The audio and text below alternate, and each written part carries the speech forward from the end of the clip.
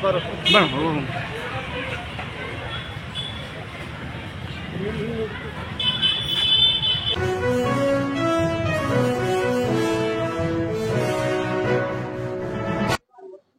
ಮಧ್ಯಾಹ್ನ ನಮ್ಮ ಹುಬ್ಬಳ್ಳಿ ಧಾರವಾಡ ನಗರ ಕಮಿಷನರೇಟ್ ವ್ಯಾಪ್ತಿಯ ಹುಬ್ಬಳ್ಳಿ ಶಹರ ಪೊಲೀಸ್ ಠಾಣಾ ಸರಹದ್ನಲ್ಲಿರುವ ಅರಳಿಕಟ್ಟಿ ಅನ್ನುವಂತ ಏರಿಯಾದಲ್ಲಿ ಸುರೇಶ್ ಅನ್ನುವಂತ ಒಬ್ಬ ವ್ಯಕ್ತಿ, ಈತ ಸೆಟಲ್ಮೆಂಟ್ ಭಾಗದವನು.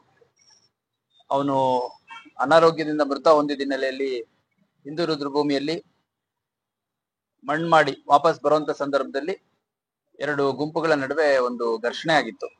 ಅದರಲ್ಲಿ ತಮ್ಮ ವೈಯಕ್ತಿಕ ದ್ವೇಷ ಮತ್ತು ಹಳೆಯ ಒಂದು ವೈಮನಸ್ಸು, ಅದರ ಹಿನ್ನೆಲೆಯಲ್ಲಿ ಇಬ್ಬರು ವ್ಯಕ್ತಿಗಳ ನಡುವೆ ಪ್ರಾರಂಭ ಆದಂತಹ ಮಾತಿನ ಚಕಮಕಿ ಎರಡು ಗುಂಪುಗಳ ನಡುವೆ ಒಂದು ಸಂಘರ್ಷಕ್ಕೆ ದಾರಿಯಾಗಿತ್ತು.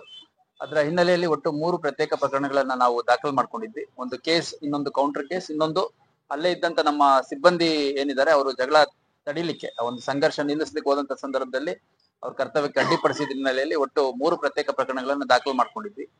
ಅದರಲ್ಲಿ ನಮ್ಮ ಅಧಿಕಾರಿ ಸಿಬ್ಬಂದಿಗಳು ರಾತ್ರೋರಾತ್ರಿ ಆರೋಪಿಗಳನ್ನ ಗುರುತಿಸುವಂತದ್ದು ಮತ್ತೆ ಅರೆಸ್ಟ್ ಮಾಡುವಂತ ಕೆಲಸವನ್ನ ಮಾಡಿದ್ದಾರೆ. ಆರೋಪಿಗಳನ್ನ ಗುರುತಿಸ್ಲಿಕ್ಕೆ ನಾವು ಮುಖ್ಯವಾಗಿ ಅಲ್ಲಿ ಇದ್ದಂತ ವಿಡಿಯೋ ಫುಟೇಜಸ್ ಮತ್ತೆ CCTV ಫುಟೇಜ್ ಇಟ್ಕೊಂಡು ಯಾರ್ಯಾರು ಆರೋಪಿಗಳು ಈ ಒಂದು ಕೃತ್ಯದಲ್ಲಿ ಭಾಗಿಯಾಗಿದ್ದಾರೆ ಅನ್ನುವಂಥದ್ದನ್ನ ಗುರುತಿಸಿ ಸುಮಾರು 20 ಜನರನ್ನ ನಮ್ಮ ಅಧಿಕಾರಿ ಸಿಬ್ಬಂದಿಗಳು ಈಗ ವಶಕ್ಕೆ ತಗೊಂಡು ಅರೆಸ್ಟ್ ಫಾರ್ಮಾಲಿಟೀಸ್ ಮಾಡಿದ್ದಾರೆ. ಅದರಲ್ಲಿ ಹೆಸರುಗಳನ್ನ ಮುಖ್ಯವಾಗಿ ಹೇಳ್ಬೇಕು ಅನ್ನೋದಾದ್ರೆ, ಸುಭಾಷ್, ಗಣೇಶ್ ಜಾಧವ್, ಪವನ್ ಇಂದರ್ಗಿ, ಅದೇ ರೀತಿ ಮೊಹಮ್ಮದ್ ಫಹಾದ್, ಐಸಾಕ್ ಬೇಪಾರಿ, ಮೊಹಬೂಬ್ ಮುಲ್ಲಾ, ಸನ್ನಿ, ಮುರಾದ್ ಬೇಪಾರಿ, ವಿನಾಯಕ್, ಮಂಜುನಾಥ್, ಅಶ್ವಥ್, ವಿಶಾಲ್, ರಾಘವೇಂದ್ರ, ಮಂಜುನಾಥ್, ರಾಜೇಶ್, ಶೇಖರ್, ಜಾಕೀರ್, ನರೋತ್ತಮ್, ಕುಮಾರ್ ಮತ್ತು ಮಜೀದ್, ಹೀಗೆ ಒಟ್ಟು 20 ಜನರನ್ನ ನಾವು ಅರೆಸ್ಟ್ ಮಾಡಿದ್ದೇವೆ. ಅದರಲ್ಲಿ 5 ಜನ ನಮಗೆ ರೌಡಿ ಶೀಟರ್ಸ್ ಇರುವಂತದ್ದು ಕಂಡು ಬಂದಿದೆ. ಅವ್ರ ಹೆಸರುಗಳು ಗಣೇಶ್ ಜಾಧವ್ 25 ವರ್ಷ, ಸುಭಾಷ್ ಅಲಿಯಾಸ್ ಶುಭಂ ಬಿಜ್ವಾಡ್ 25 ವರ್ಷ, ಪವನ್ ಇಂದರ್ಗಿ, ಅದೇ ರೀತಿ ಅಶ್ವಥ್ ಮಡಿವಾಳರ್, ರಾಘವೇಂದ್ರ ಭಜಂತ್ರಿ, ಸನ್ನಿ ಅಲಿಯಾಸ್ ಮತ್ಯ ಮದ್ದುಮ್, ಆಮೇಲೆ ವಿಶಾಲ್ ಅಂತ. ಇನ್ನು 3 ಜನ ನಮ್ಮಲ್ಲಿ MOB ಇರುವಂತದ್ದು ಕಂಡು ಬಂದಿದೆ. ಅದರಲ್ಲಿ ಮೆಹಬೂಬ್ ಮುಲ್ಲಾ ಅನ್ನುವಂತವನೊಬ್ಬ, ಮಂಜುನಾಥ್ ಗಾಯಕ್ವಾಡಿ ಅನ್ನುವಂತವನೊಬ್ಬ ಮತ್ತು ಪವನ್ ಇಂದರ್ಗಿ ಅನ್ನುವಂಥವ್ರು. ಸೊ ಒಟ್ಟು 20 ಜನರನ್ನ ಅರೆಸ್ಟ್ ಮಾಡಿದ್ವಿ. ಮತ್ತೆ ನಮ್ಮ ವಿಡಿಯೋ ಮತ್ತೆ ಏನಲ್ಲಿ ಐ ವಿಟ್ನೆಸಸ್ ಇದ್ದಾರೆ ಅವ್ರ ಬೇಸಿಸ್ ಮೇಲೆ ಇನ್ನೂ ಕೆಲವು ಆರೋಪಿಗಳು ಅರೆಸ್ಟ್ ಆಗೋದಿದೆ, ಅರೆಸ್ಟ್ ಮಾಡ್ಲಾಗುತ್ತೆ. ಮತ್ತೆ ಮುಂದುವರೆದು ಈ ರೀತಿ ಘಟನೆ ನಡೀದಂಗೆ ಅಲ್ಲಿ ಅಗತ್ಯ ಬಂದೋಬಸ್ತನ್ನ ಮಾಡಲಾಗಿದೆ. ಮತ್ತೆ ಈ ಆರೋಪಿಗಳೇನಿದ್ದಾರೆ, ಆರೋಪಿಗಳ ಮೇಲೆ ಯಾರ ಮೇಲೆ ಪ್ರಿವಿಯಸ್ ಕೇಸಸ್ ಇದೆ ಅವ್ರ ಮೇಲೆ ಮುಂಜಾಗ್ರತಾ ಕ್ರಮವಾಗಿ ಮುಂದಿನ ದಿನಗಳಲ್ಲಿ ಇನ್ನು ಗಡಿಪಾರು ಗೂಂಡಾ ಆಕ್ಟ್ ಸೇರಿದಂತೆ ಬೇರೆ ಬೇರೆ ಕ್ರಮಗಳನ್ನ ಕೈಗೊಳ್ಳಲಿಕ್ಕೆ ನಮ್ಗೆ ಅವಕಾಶ ಇದೆ, ಅದನ್ನು ಕೂಡ ಮಾಡಲಾಗುತ್ತೆ. ಈಗ ಕಾರಣ ಸ್ಪಷ್ಟವಾಗಿ ಪ್ರಾರಂಭದಲ್ಲಿ ಇಬ್ರು ವ್ಯಕ್ತಿಗಳ ನಡುವೆ ಆಗಿರುವಂತ ಬೆಳವಣಿಗೆ, ಇದು ವೈಯಕ್ತಿಕವಾಗಿ ಈ ಭಾಗದಲ್ಲಿ ಇದ್ದಂತ ಒಬ್ಬ ರೌಡಿ ಶೀಟರ್ಗೂ ಮತ್ತೆ ಈ ಯಾರು ಬಂದಿದ್ರು ಅದರಲ್ಲಿ ಒಬ್ಬಿಬ್ರು ಏನ್ ಆರೋಪಿಗಳಿದ್ದಾರೆ ಅವ್ರಿಗೂ ವೈಯಕ್ತಿಕ ದ್ವೇಷ ಇದ್ದಿದ್ದು ಮೊದಲಿಂದನೂ ಹೌದು. ಆ ವೈಯಕ್ತಿಕ ದ್ವೇಷದ ಹಿನ್ನೆಲೆಯಲ್ಲಿ ಈ ಭಾಗ ಏನಿದೆ ಅರಳಿಕಟ್ಟಿ ಏರಿಯಾದಲ್ಲಿರುವಂತ ರುದ್ರಭೂಮಿ, ಆ ಭಾಗಕ್ಕೆ ಜನರಲಿ ಈ ಸೆಟಲ್ಮೆಂಟ್ ಏರಿಯಾದಿಂದ ಜಾಸ್ತಿ ಹೋಗಲ್ಲ. ಒಡನಾಟ ಮತ್ತೆ ಅಲ್ಲಿ ವ್ಯವಹಾರ ಓಡಾಟ ಎಲ್ಲ ಸ್ವಲ್ಪ ಕಡಿಮೆ ಇರುತ್ತೆ. ಇವರು ಬಂದಂತ ಸಂದರ್ಭದಲ್ಲಿ ಇದೇ ಸೂಕ್ತವಾದ ಸಮಯ ಅಂತಂದು ಪರಸ್ಪರ ಒಬ್ರಿಗೊಬ್ರು ಜಗಳ ಮಾಡ್ಕೊಂಡಿರುವಂತದ್ದು. ಇದರಲ್ಲಿ ಯಾರು ಇನಿಶಿಯೇಟ್ ಮಾಡಿದ್ರು, ಯಾರು ಎಸ್ಕಲೇಟ್ ಮಾಡಿದ್ರು ಅನ್ನೋದಕ್ಕಿಂತ ಪರಸ್ಪರ ಇಬ್ರಿಗೂ ಹಳೆಯ ದ್ವೇಷ ಏನಿತ್ತು ಅದರ ಹಿನ್ನೆಲೆಯಲ್ಲಿ ಒಂದು ಸಂಘರ್ಷ ಆಗಿರುವಂತದ್ದು ಬಹಳ ಸ್ಪಷ್ಟವಾಗಿ ಕಂಡು ಬರುತ್ತೆ. ಮತ್ತೆ ಇದರಲ್ಲಿ ಯಾರು ರೌಡಿ ಶೀಟರ್ಸ್ ಇದ್ದಾರೆ ಅವರೆಲ್ಲರ ಮೇಲೂ ನಾವು ಹಿಂದೆ ಮುಂಜಾಗ್ರತಾ ಕ್ರಮವಾಗಿ 107 ಹಾಕುವಂಥದ್ದು, 110 ಹಾಕುವಂಥದ್ದು ಮಾಡಿದೀವಿ. ಅದು ಇವಾಗ ಏನವರು ಬಾಂಡ್ ಕೊಟ್ಟಿರ್ತಾರೆ ಅದನ್ನು ಕೂಡ ಕಾನ್ಫಿಸ್ಕೇಟ್ ಮಾಡ್ಲಿಕ್ಕೆ ನಮ್ಮ ಅಧಿಕಾರಿಗಳಿಗೆ ಸೂಚನೆ ನೀಡಿದ್ದೀನಿ. ಮತ್ತೆ ಇನ್ನು ಮುಂದುವರೆದು ಈ ಒಂದು ಲೂಸ್ ಅಸೋಸಿಯೇಟ್ ಗ್ರೂಪ್ ಏನಿದೆ ಆ ಗ್ರೂಪ್ ಅಲ್ಲಿ ಯಾರ್ಯಾರು ಪ್ರತ್ಯಕ್ಷವಾಗಿ ಪರೋಕ್ಷವಾಗಿ ಗುಂಪುಗಾರಿಕೆ ಮಾಡ್ಲಿಕ್ಕೆ ಕಾರಣೀಕರ್ತರಿದ್ದಾರೆ ಅನ್ನುವಂಥದ್ದು ಅದನ್ನೆಲ್ಲ ಪತ್ತೆ ಮಾಡಿ ತನಿಖೆಯಲ್ಲಿ ಅದನ್ನೆಲ್ಲ ಪತ್ತೆ ಮಾಡಲಾಗುತ್ತೆ. ಸರ್, ಈಗ 2 ಗ್ಯಾಂಗ್ ಕಡೆಯವ್ರನ್ನ ಅರೆಸ್ಟ್ ಮಾಡಿ ಅದ್ರಾಗ ಎಷ್ಟು ಜನ ಇದ್ದಾರೆ? ಎಷ್ಟು ಎರಡು ಕಡೆ 10 ಜನ ಇರ್ಬೇಕು. 11 ಅಲ್ಲ, ಗ್ಯಾಂಗ್ ನೋಡ್ರಿ, ನಾವು ಅವ್ರು 2 ಪ್ರತ್ಯೇಕ ಪ್ರಕರಣಗಳು, ಒಂದು ಪ್ರಕರಣದಲ್ಲಿ 11 ಜನ ಅರೆಸ್ಟ್ ಆಗಿದ್ದಾರೆ, ಇನ್ನೊಂದು ಪ್ರಕರಣದಲ್ಲಿ 9 ಜನ ಅರೆಸ್ಟ್ ಆಗಿದ್ದಾರೆ. ಆ ವ್ಯಕ್ತಿ ಯಾರು ಅಂತ ಐಡೆಂಟಿಫೈ ಮಾಡಿದೀವಿ. ಅವನು MOB ಕಾರ್ಡ್ ಹೋಲ್ಡರ್ ಇದ್ದಾನೆ. ಮತ್ತೆ ಈ ಭಾಗದಲ್ಲಿ ಇರುವಂತದ್ದು, ಮತ್ತೆ ಸದ್ಯ ಒಂದು ಲೊಕೇಶನ್ ಬೇರೆ ಕಡೆ ಬರ್ತಾ ಇದೆ, ಅವನು ಕೂಡ ಆದಷ್ಟು ಬೇಗ ಅರೆಸ್ಟ್ ಮಾಡಲಾಗಿದೆ. ಸೆಕ್ಷನ್ ಕೊಲೆ ಪ್ರಯತ್ನದ ಪ್ರಕರಣ ಒಂದು ಹಿಂದೆ 307 ಅಂತಿತ್ತು, ಇವಾಗ BNS ಅಲ್ಲಿ ಬೇರೆ ಸೆಕ್ಷನ್ ಇದೆ. ಕೊಲೆ ಪ್ರಯತ್ನ, ಆರ್ಮ್ಸ್ ಆಕ್ಟ್, ರಾಯ್ಟಿಂಗ್, ಮತ್ತಲ್ಲಿ ಹೆಣ್ಮಕ್ಳು ಬಿಡಿಸ್ಲಿಕ್ಕೆ ಹೋದಾಗ ಅವ್ರನ್ನು ಕೂಡ ತಳ್ಳಾಡುವಂತ ಕೆಲಸ ಎರಡೂ ಗುಂಪುಗಳಿಂದ ಆಗಿದೆ. ಹಂಗಾಗಿ ಮಹಿಳೆಯರ ಏನು ಅವ್ರ ಮೇಲೆ ಕೂಡ ಅನುಚಿತವಾಗಿ ನಡ್ಕೊಂಡಿರುವಂತದ್ದು ಇಷ್ಟ ಹಾಕೊಂಡಿದ್ವಿ. ಗ್ರೂಪ್ ಲೀಡರ್ಗಳು ನೋಡ್ರಿ, ಯಾವ ಗ್ರೂಪಿಗೆ ಯಾವನ್ ಲೀಡರ್ ಇದ್ರು ನಾವು ಅವ್ನ ಲೀಡರ್ ಅಂತ ನಾವು ಗೊತ್ತಿದೆ, ನಾವು ಐಡೆಂಟಿಫೈ ಮಾಡಕ್ಕಾಗಲ್ಲ. ಅಲ್ಲ, ಅವ್ರು ಏನಾದ್ರು ಮಾಡ್ಕೊಳ್ಳಿ. ನಾನು as a commissioner of police ಅವ್ರ ಗುಂಪುಗಳಿಗೆ ಅವ್ರ ಲೀಡರ್ಗಳಿಗೆ ಹೆಸರು ಕೊಟ್ಬಿಟ್ಟು ನನಗೆ ಇಷ್ಟ ಇಲ್ಲ. ಕ್ರಿಮಿನಲ್ಸೇ they are to be seen treated not more than a criminal. ನಾನು ಸಾರ್ವಜನಿಕರಿಗೂ ಅಪೀಲ್ ಮಾಡುವಂತದ್ದು, ಇವನ್ ಮಾಧ್ಯಮದವ್ರಿಗೂ ನಾನು ಅಪೀಲ್ ಮಾಡ್ಲಿಕ್ಕೆ ಇಷ್ಟಪಡ್ತೇನೆ.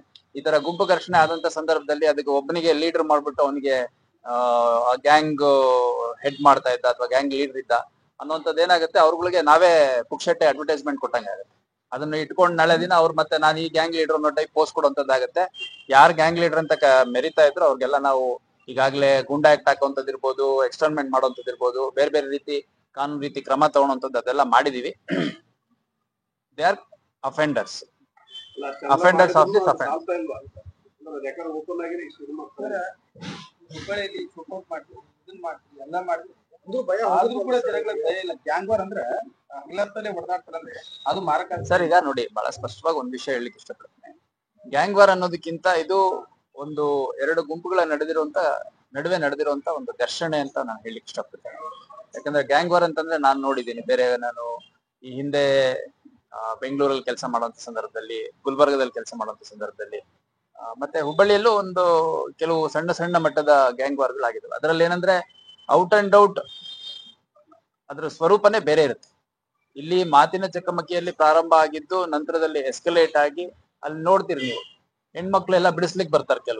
ಕೆಲವರು ಆ ಭಾಗದ್ದು ಯಾರು ಸ್ವಲ್ಪ ಯಾವ್ದು ಕ್ರಿಮಿನಲ್ ಬ್ಯಾಕ್ ಗ್ರೌಂಡ್ ಇಲ್ದಿರೋಂಥವ್ರು ಕೆಲವು ಬಿಡಿಸ್ಲಿಕ್ಕೆ ಬರ್ತಾರೆ. ಸೊ ಹಂಗಿದ್ದಾಗ ಅದು ಗ್ಯಾಂಗ್ ವಾರ್ ಅಂತ ನಾನು ಹೇಳಲಿಕ್ಕೆ ಇಷ್ಟಪಡಲ್ಲ. ಎರಡು ಗುಂಪುಗಳ ನಡುವಿನ ವೈಯಕ್ತಿಕ ವೈಷಮ್ಯ ಮತ್ತು ದ್ವೇಷದ ಹಿನ್ನೆಲೆಯಲ್ಲಿ ನಡೆದಿರುವಂತ ಒಂದು ಇಟ್ಸ್ ರೈಟಿಂಗ್. ಸೋಷಿಯಲ್ ಮೀಡಿಯಾದಲ್ಲಿ ಏನ್ ಇನ್ಫ್ಲೂಯೆನ್ಸ್ ಮಾಡಿದ್ರು ಅವ್ರು ಸ್ಟಾಪ್ ಆಗಿದ್ದಾರೆ ಸರ್. ಎಲ್ಲೋ ಒಂದ್ ಕಡೆ ಸಿಟಿ ಬಿಟ್ಟು ಗ್ರಾಮೀಣ ಭಾಗಕ್ಕೆ ಹೋಗಿ ಮತ್ತೆ ತಮ್ಮ ಅಕ್ರಮ ಚಟುವಟಿಕೆ ಮಾಡೋದು, ಇದಕ್ಕೆ ಹೆಂಗ್ ಬೇಕಾಗ್ತದೆ? ಈಗ ಸೋಷಿಯಲ್ ಮೀಡಿಯಾಗಳ ಮೇಲೆ ನಾವು ಹಿಂದೆಂದೂ ಮಾಡದಿರುವಷ್ಟು ಬ್ರೇಕ್ ಡೌನ್ ಅನ್ನ ಮಾಡಿದ್ದೇವೆ. ಅಂದ್ರೆ ಸುಮಾರು ನನಗೆ ಗೊತ್ತಿರೋಂಗೆ ಒಂದು 38ಕ್ಕೂ ಹೆಚ್ಚು ಪ್ರಕರಣಗಳನ್ನ ದಾಖಲು ಮಾಡಿಕೊಂಡು ಸಾಕಷ್ಟು ಅಕೌಂಟ್ಗಳನ್ನ ಕ್ಲೋಸ್ ಮಾಡಿಸುವಂಥದ್ದು, ಅಕೌಂಟ್ಗಳನ್ನ ಡಿಆಕ್ಟಿವೇಟ್ ಮಾಡಿಸುವಂಥದ್ದು ಎಲ್ಲ ಮಾಡಿದೀವಿ. ಅಷ್ಟಾಗಿಯೂ ಕೂಡ ಇವಾಗ ಏನಾಗಿರುತ್ತೆ, ಅದೇ ಉದ್ಯೋಗ ಮಾಡ್ಕೊಂಡಿರ್ತಾರೆ, ಫುಲ್ ಟೈಮ್ ಅದೇ ಉದ್ಯೋಗ ಮಾಡ್ಕೊಂಡಿರ್ತಾರೆ. ಯಾರು ಕೆಲವರು ರೌಡಿ ಶೀಟರ್ಸ್ ಇರ್ತಾರೆ ಅಥವಾ ಈ ತರ ಆಂಟಿ ಸೋಷಿಯಲ್ ಎಲಿಮೆಂಟ್ಸ್ ಇರ್ತಾರೆ, ಅವರು ಒಂದು ವಿದ್ಯೆ ಇರಲ್ಲ ತಲೆಯಲ್ಲಿ, ಎರಡನೇದು ದುಡ್ಕೊಂಡ್ ತಿನ್ಲಿಕ್ಕೆ ಮನ್ಸಿರಲ್ಲ. ಈ ಕಳ್ಳದಾರಿಯಲ್ಲಿ ಅಥವಾ ಈ ತರ ಸುಲಭವಾದ ದಾರಿ ಏನಿದೆ, ಈ ಸುಲಭದ ದಾರಿಯಲ್ಲಿ ರೆಕಗ್ನಿಷನ್, ದುಡ್ಡು ಎರಡು ಪಡ್ಕೊಳ್ಳುವಂತ ಪ್ರಯತ್ನ ಮಾಡ್ತಾ ಇರ್ತಾರೆ. ಇದು ಬಿಟ್ಟು ಬೇರೆ ದಾರಿ ಗೊತ್ತಿರಲ್ಲ. ಹಂಗಾಗಿ ಒಂದು ಈ ಹಾವು ಏಣಿ ಆಟದ ರೀತಿಯಲ್ಲಿ ನಡೀತಾ ಇರುತ್ತೆ. ಈಗ ಪ್ರಿಪರೇಷನ್ ಮಾಡ್ಕೊಂಡಿದ್ರ ಅನ್ನುವಂಥದ್ದು ನಮಗೆ ತನಿಖೆಯಲ್ಲಿ ಯಾವುದೇ ಒಂದು ಪೂರ್ವ ತಯಾರಿ ಸಂಪೂರ್ಣವಾಗಿ ಮಾಡಿಕೊಂಡು ಈ ಒಂದು ಅಟ್ಯಾಕ್ ಮಾಡಿರುವಂತದ್ದು ಅಥವಾ ಪ್ರತ್ಯಕ್ಷ ಪ್ರಕಾರ ಈ ಖಾಲಿ ಬಾಟ್ಲಿಗಳು, ಲಾಂಗ್ ಮಾರ್ಚ್ ಎಲ್ಲ, ಖಾರದ ಪುಡಿ ಎಲ್ಲ ಬಿಫೋರ್ ಈಗ ನೋಡಿ, ಪ್ರೀ ಪ್ಲಾನ್ ಅಲ್ಲ, ಪ್ರತ್ಯಕ್ಷದರ್ಶಿಗಳು ಯಾರು ಹೇಳಿದ್ರು, ಯಾರು ಪರವಾಗಿ ಹೇಳಿದ್ರು ಅನ್ನೋಂಥದ್ದು ಆಗತ್ತೆ. ಇವಾಗ ನೀವು ಯಾರು ಸೆಟಲ್ಮೆಂಟ್ ಇಂದ ಬಂದಿದ್ರು ಅವ್ರಿಗೆ ಕೇಳಿದ್ರೆ ಹೇಳ್ತಾರೆ ಇವ್ರು ಪ್ರೀ ಪ್ಲಾನ್ ಮಾಡ್ಕೊಂಡಿದ್ರು ಇವರು ಅಂತ. ಸೊ ಇವ್ರಿಗೆ ಕೇಳಿದ್ರೆ ಅವರೇ ಪ್ರೀ ಪ್ಲಾನ್ ಮಾಡ್ಕೊಂಡ್ ಬಂದಿದ್ರು ಅಂತ ಹೇಳ್ತಾರೆ. ಸೊ ನಮಗೆ ಅಲ್ಲಿ ಸಿಕ್ಕಿರುವಂತ ವಿಜುವಲ್ಸ್, CCTV ಫುಟೇಜಸ್ ಮತ್ತೆ ನಮ್ಮ ತನಿಖೆಯಲ್ಲಿ ಕಂಡು ಬಂದಿರುವಂತದ್ದು, ಅಲ್ಲಿ ಸಂಘರ್ಷ ಆಗುವಂತ ಸಂದರ್ಭದಲ್ಲಿ ಏನ್ ಕೈಗೆ ಸಿಕ್ಕಿದೆ ಅದನ್ನೆಲ್ಲ ತಗೊಂಡು ಹೊಡೆಯುವಂಥದ್ದು ಮಾಡಿದ್ದಾರೆ. ಮತ್ತೆ ಒಂದು ಸೋರ್ಡ್ ರೀತಿಯಲ್ಲಿ ಒಬ್ಬ ಏನ್ ಇಟ್ಕೊಂಡು ಓಡಾಡ್ತಿದ್ದ, ಅವ್ನು ಸಿಕ್ಕಾಗ ಅವ್ನು ಎಲ್ಲಿಂದ ತಗೊಂಡ್ಬಂದ ಅನ್ನೋಂಥದ್ದೆಲ್ಲ ಪತ್ತೆ ಮಾಡಲಾಗುತ್ತೆ. ಈಗ ಮನೆಗಳಲ್ಲಿ ನಾವು ನೋಡಿದಂತ ಸಂದರ್ಭದಲ್ಲಿ ಆ ಭಾಗದಲ್ಲಿ ಅಷ್ಟು ಮಾತ್ರ ಸಂಘರ್ಷ ಆಗುವಷ್ಟಕ್ಕೆ ಪ್ರೀ ಪ್ಲಾನ್ ಏನ್ ಮಾಡಿರುವಂತದ್ದು ನಮಗೆ ಕಂಡು ಬಂದಿಲ್ಲ, ಸದ್ಯ ತನಿಖೆಯಲ್ಲಿ ಕಂಡು ಬಂದಿಲ್ಲ. ಇನ್ನು ಕೆಲವು ಆರೋಪಿಗಳು, ಪ್ರಮುಖ ಆರೋಪಿಗಳನ್ನ ಅರೆಸ್ಟ್ ಮಾಡೋದು ಬಾಕಿ ಇದೆ. FIR ಅಲ್ಲಿ ಇರುವಂತವ್ರು ಇರ್ಬೋದು ಅಥವಾ ಇನ್ನು ನಮ್ಮ ತನಿಖೆಯಲ್ಲಿ ಕಂಡು ಬಂದಿರುವಂತದ್ದು. ಅವ್ರನ್ನ ಹಿಡಿದಂತ ಸಂದರ್ಭದಲ್ಲಿ ಏನಿದೆ ಅನ್ನೋಂಥದ್ದು ನೋಡ್ತೀವಿ. ಮತ್ತೆ ಇವಾಗ ಘಟನೆಗೆ ಮುನ್ನ ಪೊಲೀಸರು ನಿಯೋಜನೆ ಮಾಡಿರ್ತಾರೆ, ಸರಿ ಇಲ್ಲ ನೋಡಿ, ಅಲ್ಲ ದೊಡ್ಡ ವ್ಯಕ್ತಿ ಅಲ್ಲ ಸಾಮಾನ್ಯ, ಅದು ಒಂದು ಹೇಳ್ತೀನಿ ಕೇಳಿ. ಈಗ ಪೊಲೀಸ್ ನಿಯೋಜನೆ ಅಂತಂದ್ರೆ ಅಲ್ಲಿ ಬಂದೋಬಸ್ತಿಗೆ ಅಂತ ನಿಯೋಜನೆ ಮಾಡಿದ್ದಲ್ಲ. ಜನರಲಿ ಈ ಕೆಲವು ಪೊಲೀಸ್ ಸ್ಟೇಷನ್ ಜ್ಯೂರಿಸ್ಡಿಕ್ಷನ್ ಗಳಲ್ಲಿ ಎಲ್ಲೇ ಜನ ಸೇರಿದಂತ ಸಂದರ್ಭದಲ್ಲಿ ಆ ನಮ್ಮ ಅಧಿಕಾರಿ ಮತ್ತು ಸಿಬ್ಬಂದಿಗಳು ರೌಂಡ್ಸ್ ಅಲ್ಲಿ ಇರುವಂತದ್ದು ಕಾಮನ್. ಈಗ ಮಂಟೂರ್ ರೋಡ್ ನೀವು ನೋಡಿದಿರಿ, it's a very very very busy area. ಒಂದು. ಎರಡನೇದು, ಈ ಸತ್ತಂತ ವ್ಯಕ್ತಿ ಏನಿದ್ದಾನೆ ಆ ವ್ಯಕ್ತಿ ಎಲ್ಲರಿಗೂ ಪರಿಚಯಸ್ತ ಇದ್ದಿರುವಂತ ಸಂದರ್ಭದಲ್ಲಿ ಅಲ್ಲಿ ಎಲ್ಲಾ ಪರಿಚಯಸ್ಥರು, ಅವನ್ ಪರಿಚಯಸ್ಥರು ಹೋದಾಗ ಏನಾದ್ರೂ ಘಟನೆ ಆಗಬಹುದು ಅನ್ನೋ ಒಂದು ಊಹೆಯಲ್ಲಿ ನಮ್ಮ ಸ್ಥಳೀಯ ಸಿಬ್ಬಂದಿ ಅಲ್ಲಿ ಏನ್ ನಡೀತಿದೆ, ಎಷ್ಟು ಜನ ಸೇರಿದ್ದಾರೆ ಅನ್ನುವಂತ ಒಂದು ಪ್ರೊಯಾಕ್ಟಿವ್ ಆಗಿ ಹೋಗಿದ್ದಾರೆ. ಅದು ಬಿಟ್ರೆ ಅಡ್ವಾನ್ಸ್ ಮಾಹಿತಿ ಇದ್ದಾಗ್ಲಿ ಅಥವಾ ಅಲ್ಲಿ ಸಂಘರ್ಷ ಆಗುತ್ತೆ ಅನ್ನುವಂಥದ್ದು ನಮಗೆ ಆಂಟಿಸಿಪೇಟ್ ಮಾಡಿ ಏನು ಡಿಪ್ಲಾಯ್ ಮಾಡಿದ್ದಲ್ಲ. ಜನರಲಿ ಒಂದು 500, 600 ಜನ, 700 ಜನ ಎಲ್ಲಾದ್ರೂ ಸೇರ್ಕೊಂಡಾಗ ಏನ್ ಜನ ಹೋಗ್ತಿದ್ದಾರೆ ಅನ್ನೋ ಒಂದು ಕ್ಯೂರಿಯಾಸಿಟಿಲಿ, ಅಥವಾ ಜನ ಇಲ್ಲಿ ಬರ್ತಾರೆ, ಇಲ್ಲಿ ಮೂವ್ಮೆಂಟ್ ಆಗ್ತಾರೆ ಅಂತಂದಾಗ ಅಲ್ಲಿ ಅಬ್ಸರ್ವ್ ಮಾಡುವಂಥದ್ದು ನಮ್ಮವ್ರು ಮಾಡ್ತಾ ಇದ್ದಾರೆ. ಸೊ ಯಾರು ಲೋಕಲ್ ಸಿಬ್ಬಂದಿ, ನಮ್ಮ SB ಕಾನ್ಸ್ಟೇಬಲ್ ಜಗದೀಶ್ ಮತ್ತೆ ರಾಥೋಡ್ ಅಂತ ಯಾರು ಆ ಒಂದು ಪ್ರೆಸೆನ್ಸ್ ಆಫ್ ಮೈಂಡ್ ಅಪ್ಲೈ ಮಾಡಿ ಆ ಭಾಗದಲ್ಲಿ ರೌಂಡ್ಸ್ ಅಲ್ಲಿ ಇದ್ರು, ಆ ಭಾಗದಲ್ಲಿ ಆಗ ಮೂವ್ಮೆಂಟ್ ಅಲ್ಲಿ ಇದ್ರು, ಅವ್ರಿಗೆ ನಾನು ಅಪ್ರಿಶಿಯೇಟ್ ಮಾಡಿ. ಮತ್ತೆ ನಮ್ಮ ಅಧಿಕಾರಿಗಳಿಗೆ ಇದನ್ನ ಆಸ್ ಎ ಲೆಸನ್ ತಗೋಬೇಕು ಅಂತ ಕೂಡ ಹೇಳಲಿಕ್ಕೆ ಇಷ್ಟಪಡ್ತೇನೆ. ಯಾಕಂದ್ರೆ ಯಾರಾದ್ರೂ ತೀರ್ಕೊಂಡೋದಂತ ಸಂದರ್ಭದಲ್ಲಿ ಅಥವಾ ಈ ಜಾತ್ರಾ ಮಹೋತ್ಸವಗಳಿದ್ದಾಗ ಜನ ಸೇರುವಂತ ಸಂದರ್ಭದಲ್ಲಿ ಎದುರಂಬದ್ರ ಗುಂಪಿನವ್ರು ಬರ್ತಾರೆ ಅಂತಂದಾಗ ಅಲ್ಲೇನಾದ್ರೂ ಒಂದು ಸಂಘರ್ಷ ಸಡನ್ ಆಗಿ ಆಗುವಂತದ್ದು ಅಥವಾ ಪ್ರೀ ಪ್ಲಾನ್ ಆಗಿ ಮಾಡುವಂತದ್ದು ಸಾಧ್ಯತೆ ಇರೋದ್ರಿಂದ ಪೊಲೀಸ್ ಪ್ರೆಸೆನ್ಸ್ ಅಲ್ಲಿ ಇದೆ ಅಂತಂದ್ರೆ ಸಾಕಷ್ಟು ಡಿಟರೆನ್ಸ್ ಕ್ರಿಯೇಟ್ ಆಗುತ್ತೆ.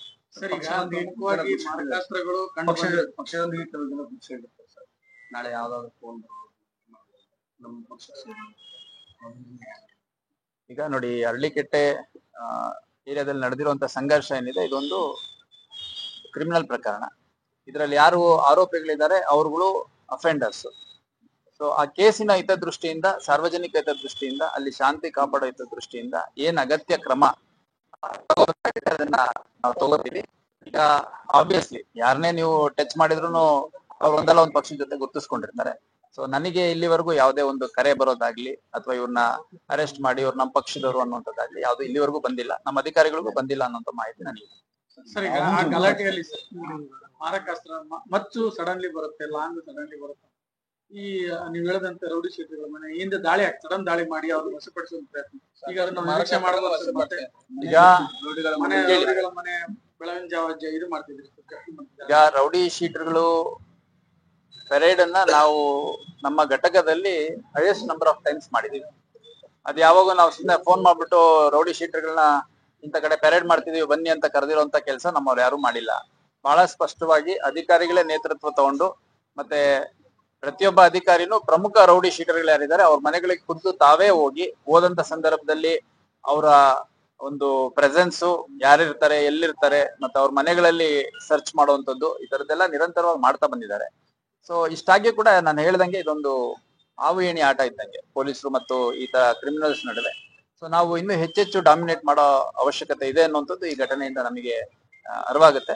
ಹಂಗಾಗಿ ಇನ್ನು ಮುಂದಿನ ದಿನಗಳಲ್ಲಿ ರೌಡಿ ಶೀಟರ್ಗಳ ಮೇಲೆ ಬೇರೆ ಬೇರೆ ರೀತಿ ಮುಂಜಾಗ್ರತಾ ಕ್ರಮಗಳು, ಮತ್ತೆ ಸೂಪರ್ವಿಷನ್ ಮಾಡೋದು, ಮಾನಿಟರಿಂಗ್ ಮಾಡೋದು, ಅವ್ರ ಆಕ್ಟಿವಿಟಿನ ನಾವು ವಾಚ್ ಮಾಡುವಂಥದ್ದು, ಅಗತ್ಯ ಬಿದ್ದರೆ ಅಗತ್ಯ ಕಾನೂನು ಕ್ರಮ ತಗೊಳ್ಳುವಂಥದ್ದು ನಿರಂತರವಾಗಿ ಇನ್ನು ಮುಂದೆ ಸ್ವಲ್ಪ ಹೆಚ್ಚಿನ ರೀತಿಯಲ್ಲಿ ನಡೆಯುತ್ತೆ. ಸರ್, ಹೌದು, ಈಗಾಗಲೇ ಗುಂಡಾಟರು ಶ್ಯಾಮ್ ಜಾಧವ್ನ ಪೊಲಿಟಿಕಲ್ ಪ್ರೆಷರ್ ಆಗಿ ಅವನ್ನ ಹೊರಗೆ ಹಾಕ್ಸಿದ್ರು ಹುಬ್ಬಳ್ಳಿಯಿಂದ. ಹೀಗಾಗಿ ಘಟನೆ ಕಾರಣ ಅಲ್ಲ. ಈಗ ಯಾವ ವ್ಯಕ್ತಿದು ನೀವು ಹೇಳ್ತಿದ್ದೀರಿ, ಅವನ ಹಿನ್ನೆಲೆ ಏನು? ಅವನ ಮೇಲೆ ಮೋರ್ ದೆನ್ 25-30 ಕೇಸಸ್ ಇದೆ, ಮರ್ಡರ್ ಕೇಸ್ ಇದೆ. ಅವ್ನ್ ಮರ್ಡರ್ ಮಾಡ್ತಿರುವಂತದ್ದು ಲೈವ್ CCTV ಫುಟೇಜ್ ಇದೆ. ಸೊ ನಾವು ಅಡ್ವೈಸರಿ ಬೋರ್ಡ್ ಅಲ್ಲೂ ಕೂಡ ಅದನ್ನೇ ಪ್ರೆಸೆಂಟ್ ಮಾಡಿದ್ದು. ಮತ್ತೆ ಗೂಂಡಾ ಆಕ್ಟ್ ಹಾಕುವಂಥದ್ದು, ಎಕ್ಸ್ಟರ್ಮೆಂಟ್ ಮಾಡುವಂಥದ್ದು ಕಮಿಷನರೇಟ್ಗಳಲ್ಲಿ ಆಸ್ ಎಕ್ಸಿಕ್ಯೂಟಿವ್ ಮ್ಯಾಜಿಸ್ಟ್ರೇಟಲ್ ಪವರ್ಸ್ ಇಟ್ಕೊಂಡು ನಾನಾಗ್ಲಿ DCP ಅವರಾಗ್ಲಿ ಮಾಡುವಂಥದ್ದು. ಇದರಲ್ಲಿ ಬಹಳ ಸ್ಪಷ್ಟವಾಗಿ ನಾನು ಹೇಳಲಿಕ್ಕೆ ಇಷ್ಟಪಡ್ತೇನೆ, ಅವರ ಕ್ರಿಮಿನಲ್ ಹಿನ್ನೆಲೆ, ಅವರ ಇರುವಿಕೆಯಿಂದ ಸಾರ್ವಜನಿಕರಿಗೆ ಎಷ್ಟು ತೊಂದರೆ ಆಗುತ್ತೆ ಅನ್ನುವಂಥದ್ದು ಬಿಟ್ಟು ಬೇರೆ ಯಾವ ಒಂದು ಕ್ರೈಟೀರಿಯಾನ ನಾವು ಇಟ್ಕೊಳಲ್ಲ. ಅವ್ರು ಯಾವುದೇ ಒಂದು ಜಾತಿಗೆ ಸೇರಿರ್ಬೋದು, ಸಮುದಾಯಕ್ಕೆ ಸೇರಿರ್ಬೋದು, ಪಕ್ಷಕ್ಕೆ ಸೇರಿರ್ಬೋದು, ಸಂಘಟನೆಗೆ ಸೇರಿರ್ಬೋದು, ಅಥವಾ ಅವ್ರ ಹಿನ್ನೆಲೆ ನಮಗೆ ಹಿನ್ನೆಲೆ ವಿತ್ ರೆಸ್ಪೆಕ್ಟ್ ಟು ಕ್ರಿಮಿನಲ್ ಹಿನ್ನೆಲೆ, ಅವ್ರ ಕ್ರಿಮಿನಲ್ ಬ್ಯಾಕ್ ಗ್ರೌಂಡ್ ಮ್ಯಾಟರ್ ಆಗುತ್ತೆ ಹೊರತು ಬೇರೆ ಯಾವ್ದು ಮ್ಯಾಟರ್ ಆಗಲ್ಲ. ಮತ್ತೆ ಈ ತರದ್ದು ನಾವು ಕ್ರಮ ತಗೊಂಡಾಗ ನಾಳೆ ನಾವು ಕೋರ್ಟ್ಗಳಲ್ಲಿ ಉತ್ತರ ಕೊಡ್ಬೇಕಾಗತ್ತೆ. ಹಂಗಾಗಿ ಅವ್ರಿವ್ರ ಒತ್ತಡಕ್ಕೆ ಮಾಡುವಂಥದ್ದು ಸಾಧ್ಯನೇ ಇಲ್ಲ. ಸರಿ.